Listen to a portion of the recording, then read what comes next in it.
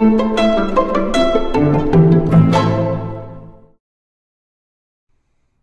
my name is Brandon, and I'm an alcoholic and addict in recovery. The last couple of weeks, I've been talking about the yamas and the niyamas, yogic principles and ethical guidelines that Tommy Rosen talks about in his book, Recovery 2.0. And Tommy uses these as a way of expanding on the spiritual foundation that he learned in the 12 steps.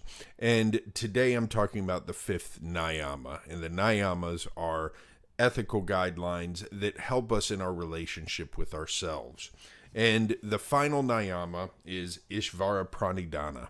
And this is surrender. It's related to the idea of surrender, which for anybody who's gone through a 12-step program knows surrender is a really important part of the program.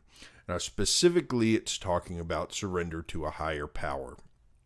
So I'm going to read what Tommy says and then talk about how I, as an atheist and an agnostic, went from a place of thinking I knew everything to surrendering to a higher power without really compromising much of what I believed, but definitely changing my perspective on things.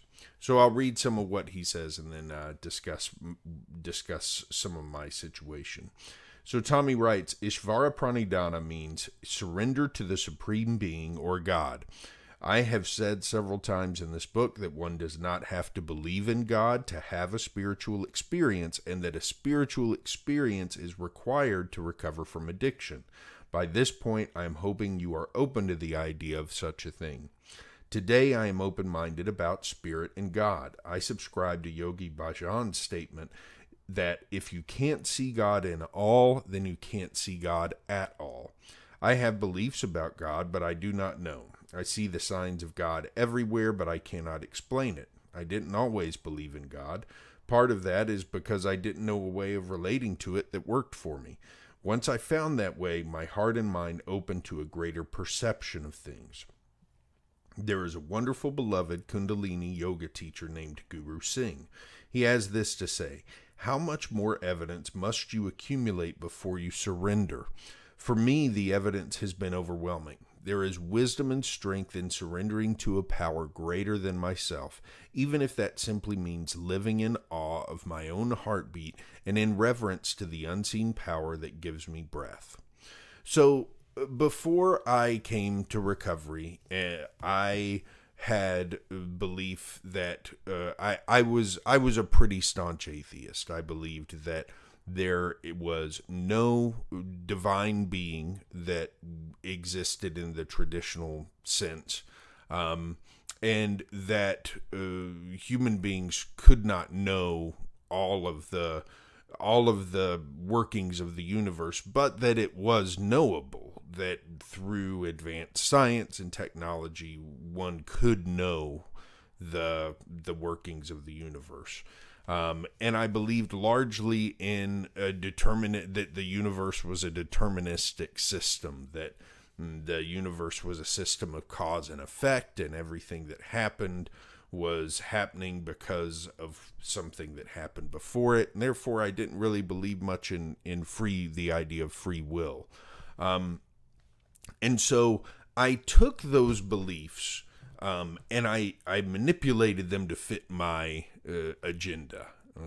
And that was a big problem, because I was taking personal beliefs, and instead of surrendering to the truth that they represented, I was manipulating them so they fit my agenda. So, using the idea that there isn't free will to be free of feelings of guilt when I did something bad, those kinds of things. So when I entered recovery, I was told that I would need to be open to finding a higher power, that higher power didn't need to be a traditional God, and that it didn't even need to be a supernatural entity at all, but that I needed to be open to the idea of surrendering to the will of a higher power. And so at that point in my addiction, I was open to anything. I was so broken and such a mess that I said, yes, I'm willing to do whatever you guys tell me to do. because I saw all these amazing people who seemed happy, who seemed to be functioning well, who had amazing lives. And I said, okay, I want what these people have. I don't have that. Let me listen to what they have to say. And so one of the first things that someone mentioned to me was that I could look at a higher power as the group of people around me, a group of drunks, or God. And I was in residential treatment, and the people in residential treatment were constantly lifting me up because I was an emotional mess. And they were cheering me on. I had a wonderful group of people who was there really helping me and picking me up when I fell on the ground. And just the first couple of weeks I was in treatment, they really were the ones who kept me going. And as I started to open my mind, I realized that before I came into treatment, I had already started to develop some ideas about the universe that could be applied to the idea of a higher power. And that's that our view of the universe as humans, we typically look at, ourselves as individuals and everything else as individual parts of the universe. But I liked the idea of looking at the universe as a whole. In fact, I didn't see why we shouldn't look at the universe as an entire living being that is just one big thing that energy and life flows throughout. And as I started to develop more of a relationship with that became my higher power. Now, that's not a supernatural higher power. It's not a deity that lives outside of the universe. The universe is my higher power, and the connection that we all have within the universe, that's my higher power. And so, and I also started to accept that I will not ever be able to understand the nature of the universe and how everything works. And so with that, I was able to come closer to the truth of my atheistic and agnostic beliefs while developing a relationship with a higher power. Now, I say all of this to say that is an example of how this can work without going the route of a traditional religious higher power or something else, because I think so many people are held back from 12-step programs because they don't want to engage in what they see as the religious part of it. And that's why you hear so many people talk about 12-step programs as spiritual rather than religious. In my experience, in my 12-step program, and my experience with my higher power, we have a spiritual relationship. It's not a religious relationship, although I do pray to my higher power.